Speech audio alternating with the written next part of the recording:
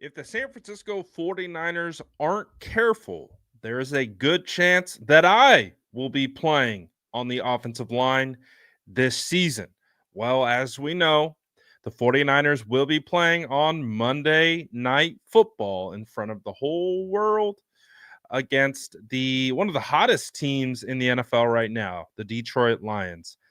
And the 49ers are going in to this game with the most decimated offensive line or starting offensive line group that I have seen in quite some time. So, how does Brock Purdy go out and perform underneath these circumstances?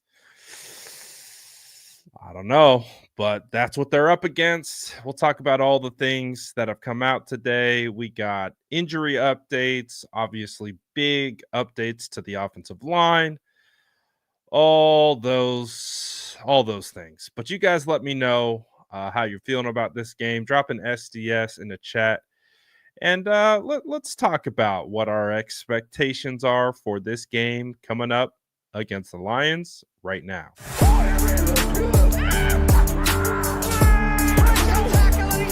Smash that like button if you haven't already. Love to see it.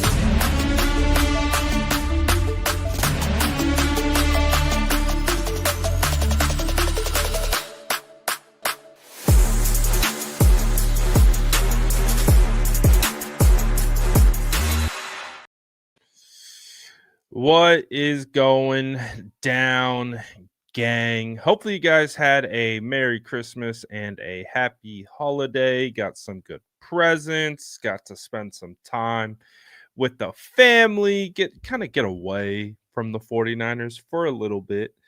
But I think we're at the point where we're like, the season's almost over.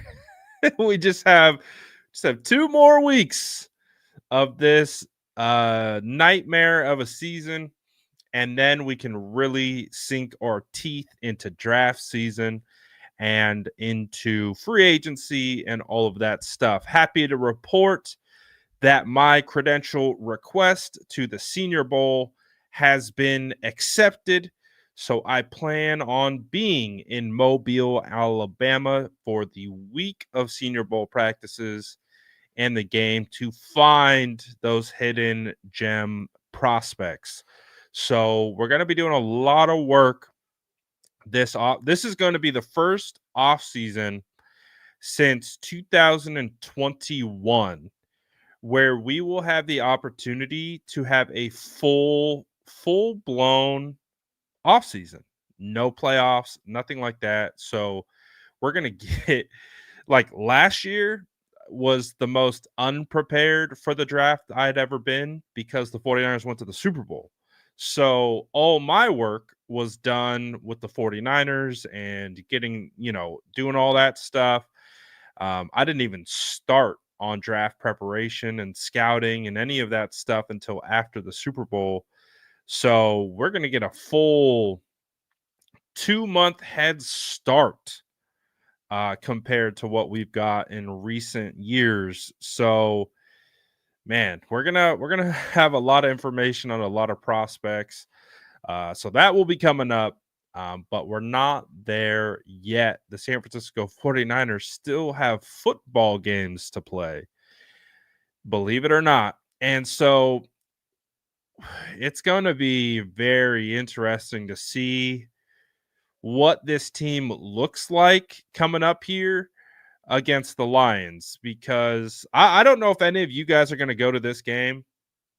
I'm going to go to the game because it's the last home game of the year.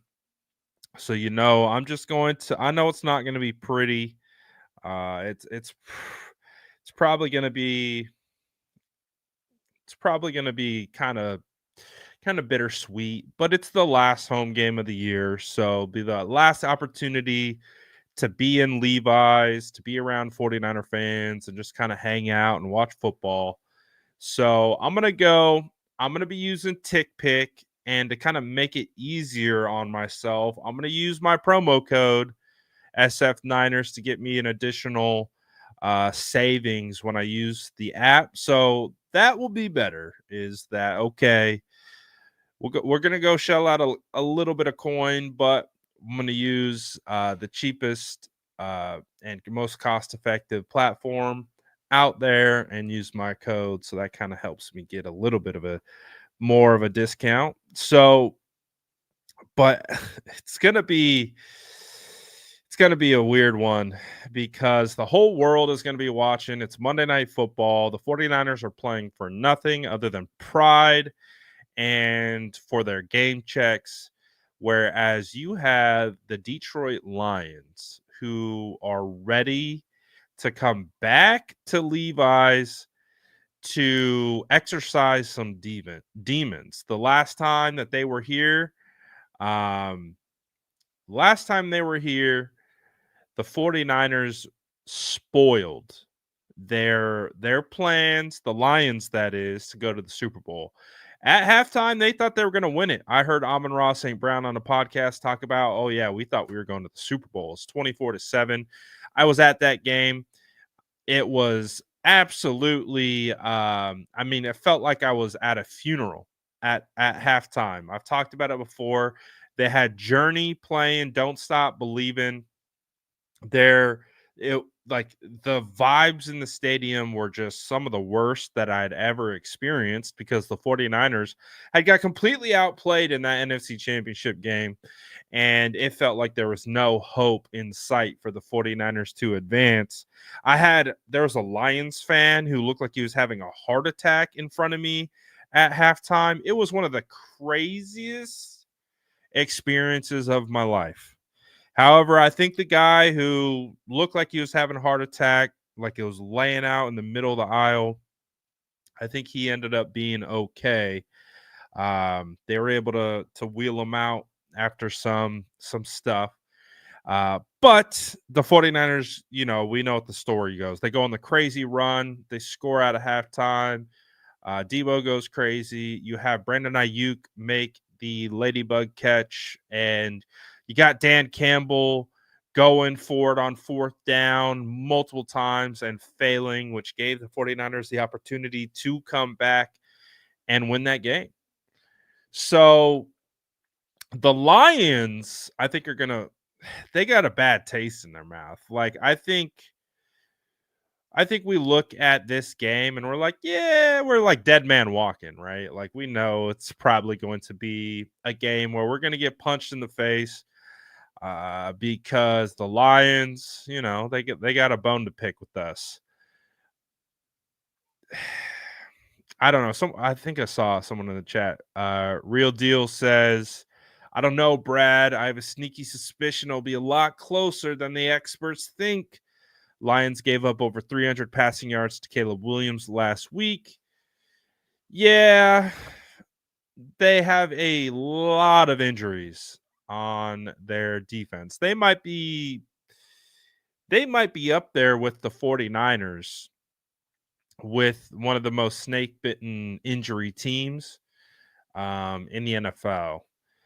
So they have a lot of injuries. They have a ridiculous amount of injuries, a ridiculous amount of players on IR, but they are still playing quality ball. And they got their quarterback. They got Jahmyr Gibbs. They got Laporta. They've got Amon-Ra St. Brown. I believe they have their majority of their offensive line, if I'm not mistaken. They got Jameson Williams. They got their weapons on offense. Defense, they're definitely hurt big time. But hey, so are the 49ers. 49ers are going to be kind of limping into this one. And I think the biggest discrepancy when you kind of look at these matchups is the 49ers offensive line right now is going to be absolutely patchwork. It was funny. Brock Purdy was kind of talking about it today. He's like, yeah, we had to go in there and we had to meet the new guys and introduce ourselves to them and get ready to play with them in a couple days. There's going to be potentially two guys that Brock Purdy met this week that will be starting for him on the offensive line. Can I tell you how insane that is? As a former offensive lineman myself, one of the biggest contributing factors to success on the offensive line is O-line continuity, meaning having the same 5 guys, the same guys that you play next to, right or left, and being able to build off that working knowledge of, hey, when I go to double and I'm trying to get to the backer, I know that my guy's going to be there to if he slants inside, I know he's going to be there to pick him up because we've repped it 1,000 times. So I know where this guy to the right of me is going to be, or to the left of me and the right of me. There's so much that goes into offensive line continuity that they might have 2 brand new tackles that they've never seen before. Austin Pleasance, great, never heard of you. And guy named Heck, who the heck is that guy? I don't know. I've never heard of him. Matt Hennessy was signed. You might have Nick Sakel starting at left guard. The only holdovers are Jake Brendel, who has had probably one of the rougher years of any of the starting offensive linemen, and Dominic Pooney. So we'll see. Is Burford starting at left tackle? Burford has missed the first 2 practices of the week. So he's currently not practicing. If he's healthy, I would imagine he would, but I don't think he's healthy. So there's a real good chance that he might not be able to go. So Burford right now is a big TBD. No, Burford didn't practice. He hasn't practiced 2 days in a row. Or wait a second. Yeah, 2 days in a row he hasn't practiced. He didn't practice yesterday, and he didn't practice today. So 2 DNPs in a row for Spencer Burford, which again isn't a great sign. But if he does turn in a limited participation tomorrow, I think that puts him on track to play because they need it. They need him to play. Can you imagine? McKivitz is injured now. So it's like McKivitz went from limited participation yesterday to no participation today. So can you imagine playing a game with 2 tackles who have only been able to learn your offense in about a week? Dude, that's crazy. It's insane. Wow, one of your guards is getting his first ever career start. So the whole thing with the offensive line is it has to be all like zone runs. So the thing with zone scheme is that it's pretty much the same wherever you go. It's more dependent on your technique than anything else. So I would say, outside zone, inside zone, split zones. That might be what the run game has to look like. I don't know, maybe a couple gap scheme runs here or there, your standard traps, your standard counters, things like that. But I don't know how you can really get super tricky with it. You got to like really boil down the run game to the fundamental things that these guys already understand, which I'm assuming they understand the zone scheme, which is why they're coming in. And thankfully with the zone scheme, like I said, it's you're playing a zone. You're less to playing pinpoint specific accuracy of where you need to be. You're more just playing on a track than anything else. So it's going to be fascinating to see how it all works together and how they all play together. But what something tells me there is a chance, like part of me believes that it's going to be a disaster, but also part of me believes that it would be so on brand for this year for it to just actually work, for these new guys to come in and actually play pretty well and block well. And all of a sudden, Isaac Guerrero has a big day on the ground. Brock Purdy cooking to Kittle. Look at Debo, decided to show up for the 2024 season in Miami. So maybe that will continue as well. I don't know. We'll see. We'll see what's going to happen. But I'll say this: I'm expecting the worst. What? No. What's the saying? Prepare for the worst. No, prepare for the worst. Expect the worst. Prepare for the best. Is that how it goes? Expect the worst. Prepare for the best. Um, I'm expecting it's going to be a disaster type game, but if it turns out to be a good game, all right, that's fine. I'm fine with it. But I do think there we go. Thank you. Thank you. Thank you, Michael. Prepare for the worst, hope for the best. That's where we're at. That's where we're at. So let me ask you this. Very simple yes no question. I want to see what you guys think in the chat. Do you want the 49ers to win this game? Yes or no? Because I actually believe that majority of 49er fans probably want them to lose for a better draft pick. Okay, so we have some yes, we got some no's, some yeses, and some no's.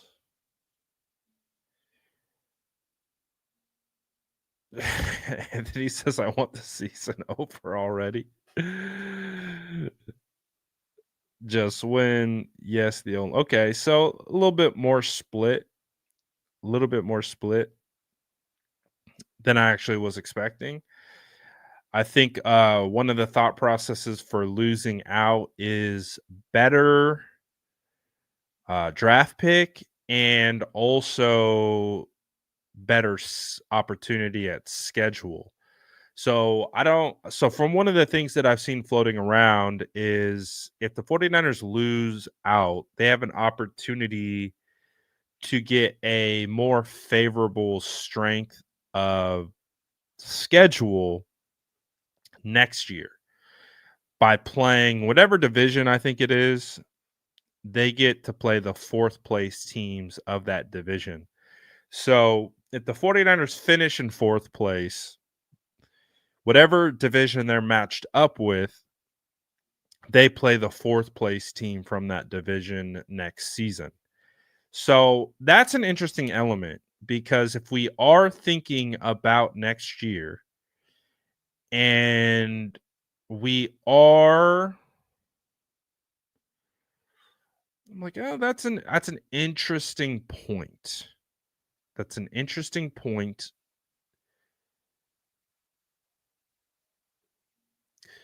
Gav says fourth place in division next year gets us games against the New York Giants and the Bears, probably. So that's an interesting point. Because if the 49ers lose out, it changes the matchups for potential strength of schedule. So I'm typically not the mindset of actively rooting to lose games. It's just I think that's kind of the football mentality inside of me. You go out, you step on that field, and you try to win no matter what. Like that's just even if you're outgunned, you're outmatched, or you're hurt. I've always had the mindset you step onto that field and you play. Um, so I expect that to be what happens, but I do think there's a good chance that the 49ers are potentially overmatched. But I mean, if the 49ers show up and they beat the Lions on national television, that would be quite the experience. If Brock Purdy comes out, throws for 350 plus, three plus touchdowns, runs one in, everyone's like, "Oh, look at Brock. No offensive line. Balling." I think that changes the conversation around Brock a little bit because we live in such a week to week hyperbolic chamber league that you can only have a take on what you last saw and not on body of work, which is how things are typically evaluated. I don't know. It would be fascinating. It would be absolutely fascinating to see the 49ers come out and take down one of the top teams in the NFC with just basically being perceived as dead upon arrival. So I don't know. That kind of makes you dangerous, I think. It kind of makes you dangerous when no one thinks you're going to win. No one expects you to do anything. Everyone's dogging you. What do you play for? You play for yourself. You play for pride. You play for I'm going to prove you wrong. And there's something that the true competitors have that gives them a little extra juice sometimes when everyone's doubting them and when everyone's against you and everyone's, calling you out your name. So I don't know, man. It's going to be fascinating. Whatever happens, happens. Um, because win or lose, people are going to be upset either way. If they win, you know, the roster construction people who want the 49ers to get the highest pick are going to be really upset by that because they're going to knock some potential chances of getting some blue chips. Um, so it's going to be extremely fascinating to see um, what that's going to look like. Wesley says, Brad, who are we keeping and who are we losing in key players? I actually have been thinking a lot about this, but I also have been saving this. So we're going to have about extra 2 months of off season. I'm not trying to accelerate the off season. I know the last week or so we have been in full blown off season mode. We're talking contracts, we're talking all of that. I have thoughts and I've got some names, but I think I need to keep this holstered until the season is over, just like my mock drafts and all of that stuff. I try my best to respect the season, you know, as best I can. Even going back to 2020. In 2020, when the season was dead upon arrival, um, people they wanted their draft content. I said it's not draft season yet. We have to wait for the year to end. So yeah, you're going to have plenty of other content creators who are going to give you mock drafts already. They're going to give you these off-season checklist topics, which totally understandable because we're effectively in the off-season. I like to wait until the season is actually over before we get into that. It gives you a little bit of suspense. What's Brad thinking over there? Because you guys know when it comes to the off season, boy, do I love to play, you know, off season GM for sure. Um, and I like to think that, hey, if I ever got the opportunity, oh, I think I could build a mean team. That's absolutely facts. So we're definitely going to get into that, and there's definitely players that I think could be on the outs that might be a little surprising as we currently sit, but we'll see.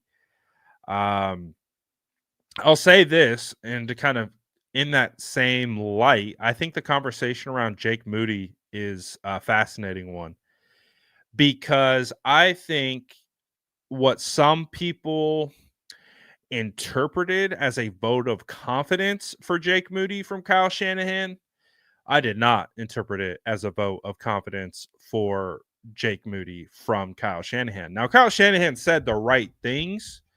I think he said the things that would absolutely sound like, yeah, Kyle's still good with Moody, but there was one word that he used when discussing the future of Jake Moody. And in doing this for a long time, there are very specific things that I pay attention to when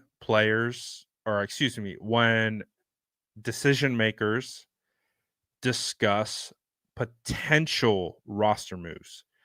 Again, a guy with 2 games left to play isn't going to say anything one way. Like, he's not going, like, unless he believes it. If he believes that Jake Moody is the kicker of the future, do you know what he says? He says, absolutely, Jake Moody is going to be here next year, and Jake Moody is our guy moving forward, regardless of how this season ends. Do you know what that is right there? That's definitive. That's definitive language. Jake is our guy. Jake Moody is going to be our guy moving forward. Jake is our kicker for the San Francisco 49ers. That's definitive language. Do you know what Kyle Shanahan said? He said, I believe he's going to be our guy. What word do you think I have a problem with in that particular statement? If you haven't guessed it, the word that stands out to me like a bing, bing, bing, bing, bing, bing, like red flag, like the sirens are going off, because I have listened to so many press conferences. I have listened to so many of these guys talk about potential moves, roster moves, all of this, like not even just with this team, with other teams. I always pay attention to the trends and the language that they use to be able to ensure that I am interpreting what they're saying correctly. He said he believes. When you say you believe, that is not, in my opinion, a vote of confidence in regards to a roster move question. When you say I believe he's going to be our guy, that means you are of the assumption that he's going to be our guy. That means I hope he's our guy. I believe Kyle's the ultimate decision maker with the roster. If he wanted Jake Moody to be the guy, he would have said he is our guy. He is our kicker moving forward. But when you say, I believe he's going to be our guy, that opens up the door for other variable outcomes to manifest. So if, for example, the 49ers don't move forward with Jake Moody after this year. And they said, well, Kyle, in that press conference on December 26th, December 26th, you said you believed he was going to be your guy. He says, yeah, I believe that at the time, but things change and circumstances change. And we decided to go in a different direction. At that time, that's what I believed. I believed he was going to be the kicker for us, but things change. So when you listen to decision makers discuss roster moves, you're always paying attention to definitive language. And if they aren't using definitive language or they're using qualifying words like believe, I hope, I think, those are all I can wiggle out of that. I can wiggle out of that when I make a different decision later on down the road. And this is the thing, guys. Kyle Shanahan, John Lynch, they're never going to tell you directly what they're going to do ahead of time. So I think he did a good job of kind of showing some support for Jake while also basically saying that we'll see. We'll see. The belief right now on December 26th, while he's our only kicker in the building, yeah. Yeah, I believe he's going to be our guy. Well, of course you would, because you don't have any other kicker in front of you. You haven't looked at any kickers in the draft. You haven't been able to check potential kickers in free agency. So why would you put yourself into a corner with like, oh yeah, we're gonna probably move off Jake just to not have any other kickers available, and then you're stuck with Jake, and now he heard that comment. Now he knows you don't believe in him. So you get my point. You get my point.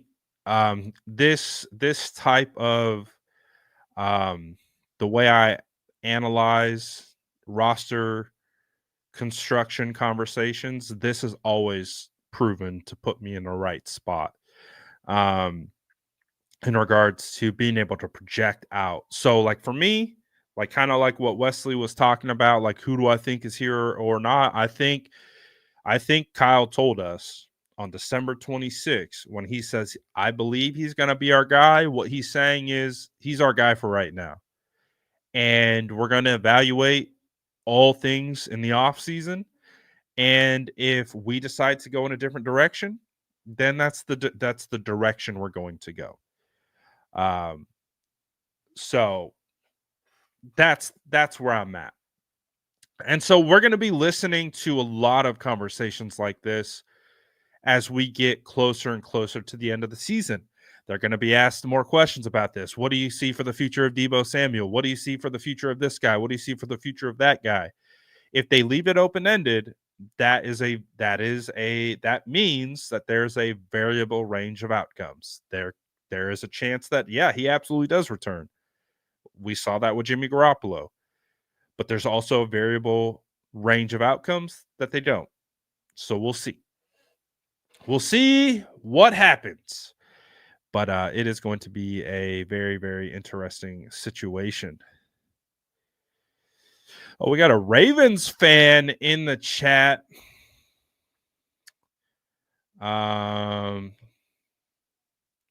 What's good, Oos? Ravens fan here, but I do believe you guys should rebuild the O-line and even consider letting Deebo walk. Well, based on the current state of the 49ers offensive line, they absolutely need to figure that out for sure. The offensive line is like you thought, like last year, the offensive line was definitely a major point of emphasis. Amongst the fan base, but I think if you guys followed my coverage, you guys know I was kind of pushing back on that a little bit. I was I was one of the guys saying like, well, I think defensive line is a more pressing need than O-line. Even though I knew we needed O-line, I was more of the mindset like, yeah, but we could get O-line. We can get O-line in the second, third. When the first, I was like, I feel like we need D-line, D-tackle, edge, whatever you could get. And then kick the can down the road for O-line, which they did. And they hit on Pooney. So they kind of did what I anticipated, except I didn't anticipate that they were going to take a wide receiver in round 1. So that was a surprise. You guys know I was big on Renardo Green in the pre-draft process. He was one of my sleepers. He was one of my draft crushes. So I was happy about that pick. I think a lot of people, when Renardo Green was drafted in the second, they were like, I think he was called one of the biggest reaches in the entire draft. And I was like, what's the reach here? Like, this is a great pick. Because I knew who Renardo was. He was one of my favorite guys in this class. So when they took him in the second, I was like, hell yeah. Everyone's like, oh, that's a reach. I was like, why? Because you never heard of him before? Is that why he's a reach? I was like, dude, Renardo's a dog, man. He's probably the best press man corner in this class. You called him a reach in the pick, was it 63rd overall? It was a great pick. And then they take Pooney in the 3rd round. And then they get Malik Mustafa in the 4th. And then they get Isaac Rendo in the 4th. And hindsight being what it is, hey, they were cooking. They did great. You know, I think the Ricky Pearsall pick, like, I like the player. I have nothing. I think Ricky Pearsall is going to be a good player. I like the player. I still think the process of selecting a wide receiver is a little questionable still, even to this day. Like I said, I like Ricky. You can remove Ricky out the conversation. I think Ricky's going to be a good player. And when I got to do my research into Ricky, I was like, yeah, okay. I like Ricky. I still like Ricky. But I think the conversation about the process of valuing a wide receiver in the first round, when you could have had Cooper DeJean, when you could have had other guys that were available, Zach Frazier, who's been a starter, at center for the Pittsburgh Steelers, has came in and played really well. He was right in that range. Jerzon Newton, defensive tackle, drafted by the Commanders, was kind of in that range. It felt like there was you could have addressed wide receiver later on. But again, maybe not, because then you would miss out on a Pooney, you would miss out on Renardo, you would miss out on Malik, you would miss out on all those guys. Oh, we will never forget when Cooper DeJean was a 49er for like 30 seconds. Shout out Mike Silver for tipping the incorrect pick. That was fun. We were hyped on it, though. We were hyped on it for a little while. And then we're like, oh, no, that's not the pick. It's not Cooper DeJean. It is, in fact, Ricky Pearsall. And again, it was like just a receiver.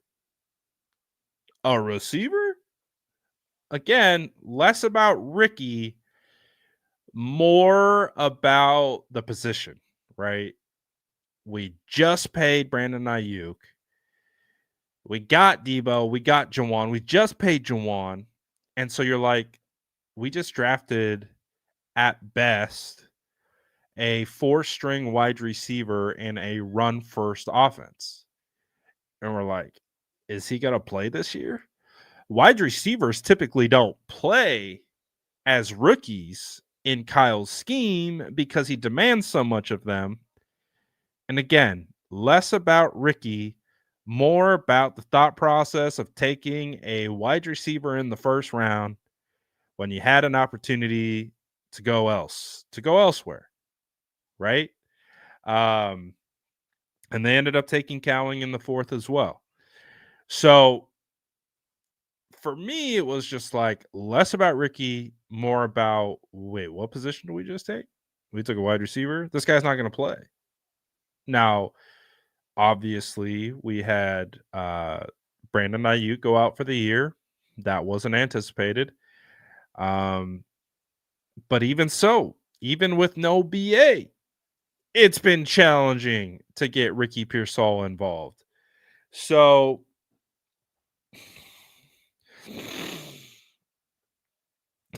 again, I don't love the idea of a wide receiver in the first, especially in this scheme, especially in this offense, especially when Kyle isn't going to put wide receivers out on the field if they don't know his offense, which is going to be every wide receiver as a rookie.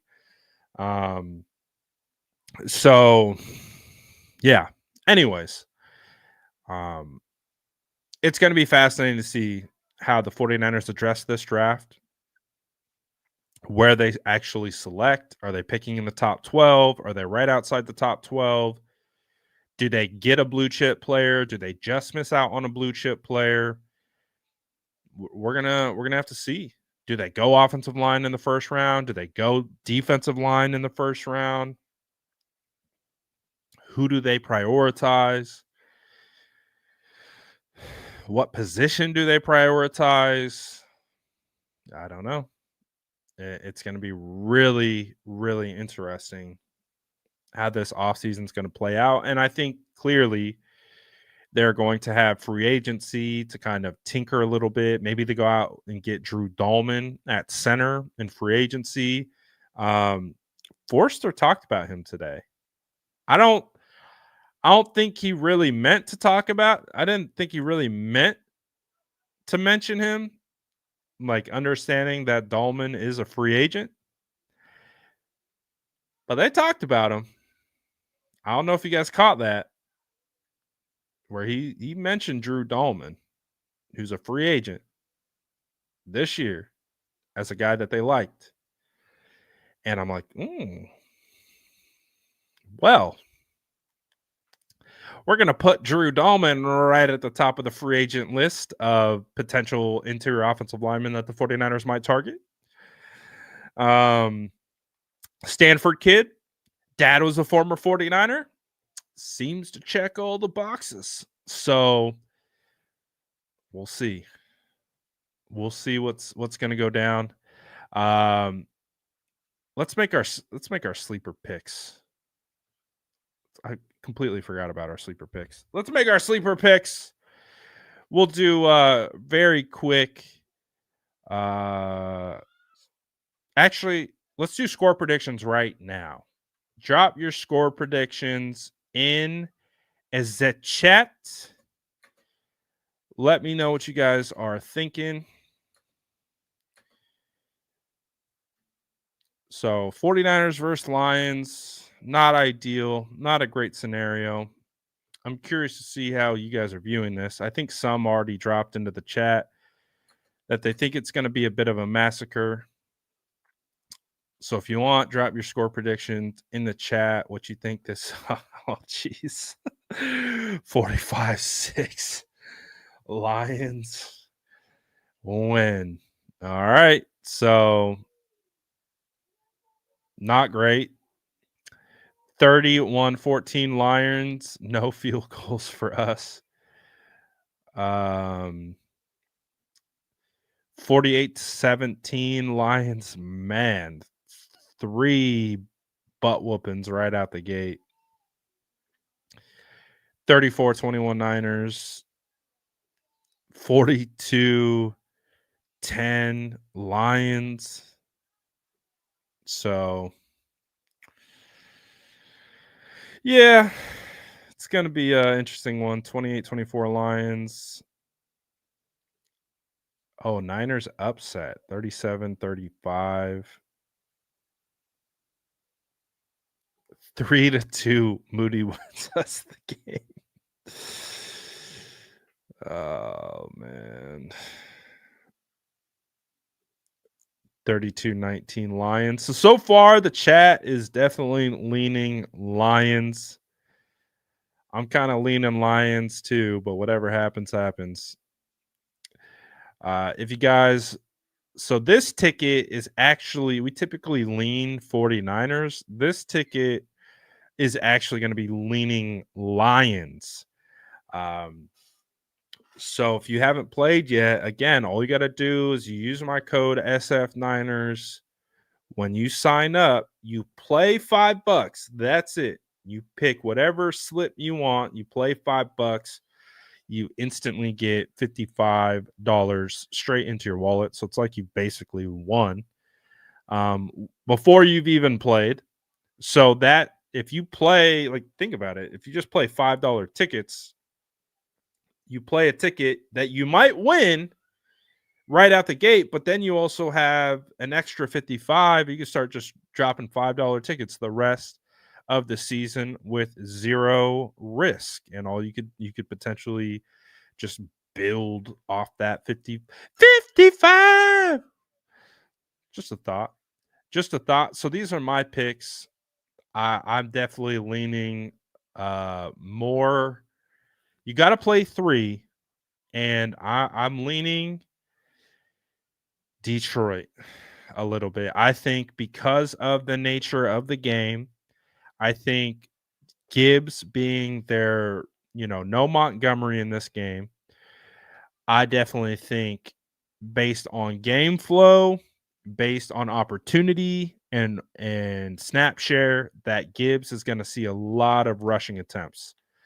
So I think he is going to go over 19 and a half. So I smashed the over. So with Purdy, I have Purdy going over 20 and a half completions because they're going to have to use the screen game and short game. So I would imagine we'll see a lot of slants. I would hope to see a lot of screens and quick passes, Texas routes, choice routes out of the backfield. They're going to have to get the ball off quickly. But I think because they're going to be behind for a majority of the game, that is going to translate into Brock throwing the ball. So I'm taking the over on 20 and a half completions. I think Brock is going to have to throw it I don't think they're going to be like in their normal offense where they're in and out of, running it on first down and doing all. No, I think they're going to be throwing it. So I got Brock on the over on completions, and I think he'll complete it because he's still got Debo, Jennings, and Kittle. So he has some weapons. It's just might be a little. I don't know what it's gonna be. We're all in a surprise. But I also have Laporta for a touchdown. You think of the matchup. I think Malik Mustafa will play, but linebackers, no Dre Greenlaw. Dre Greenlaw's done for the year. So you might be able to get some matchups that you like. So I'm going Laporte hole for a tuggy. So that's my ticket. If you want to match, go for it. And again, if you want to get in on the current promo, it is play 5 to get 55. Use the code SF9ers, and you will get that deposited directly into your sleeper wallet. So we'll see. We'll see what we get on Monday Night Football. I'll be there. I'll be there. And I'm gonna, win or lose, I'll be there. My son wants to go. He see, even my son, he's like, I don't care. I don't care if we lose. I just want to go to a game. I'm like, all right, we vibe. We're the same.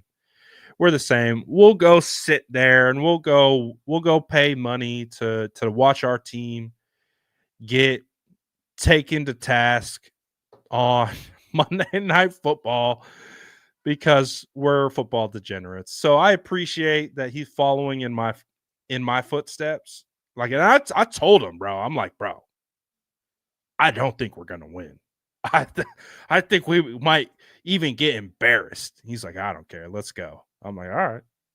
then at least I'll have a buddy with me um, as we watch uh, what I'm anticipating the 49ers to get cooked, but we'll see. At least I'll have my guy with me, and um, he got a Purdy jersey for Christmas, so he's hyped to wear it. He's like, I want to go and I want to wear my Purdy jersey, and I'm like, all right, all right. He said this to me because I'm very I'm very honest with him about the current state of the 49ers. I'm very honest with him. I'm like, there is a variable outcome where Brock Purdy doesn't get paid by the 49ers. I'm just letting you know this.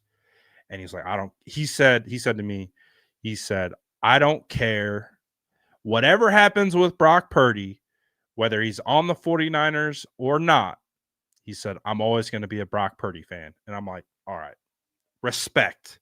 Respect, young blood. Respect. I told him straight up. I'm like, he's in a negotiation with the 49ers. We all know how negotiations go with the 49ers. It could be good, it could be bad. We don't know. We don't know what's going to happen.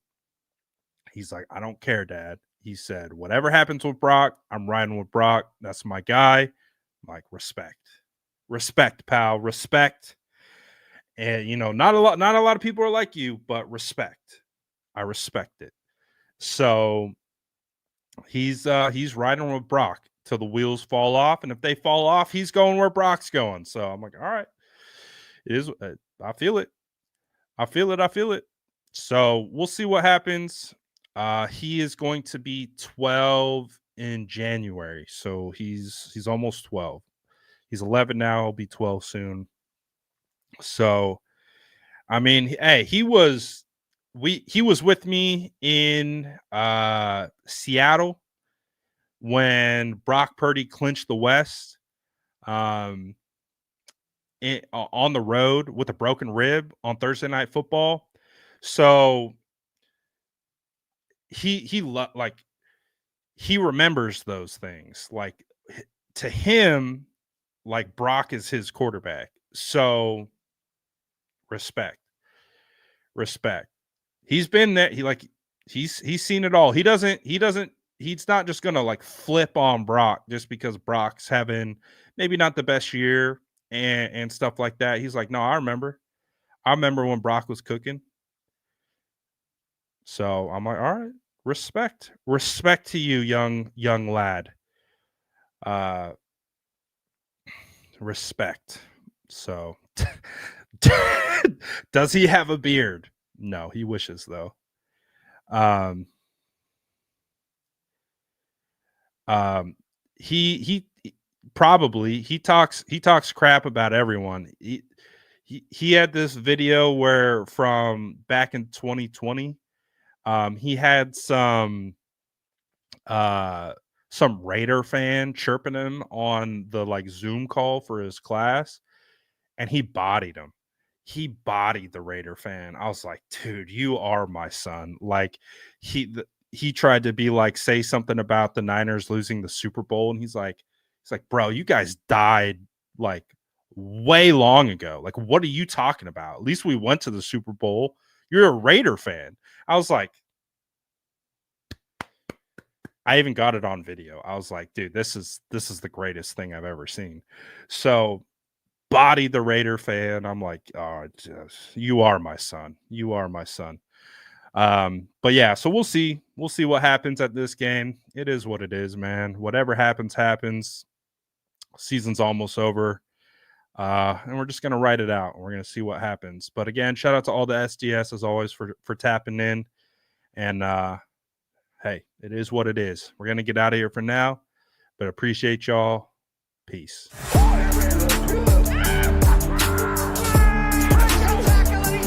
Smash that like button if you haven't already. Love to see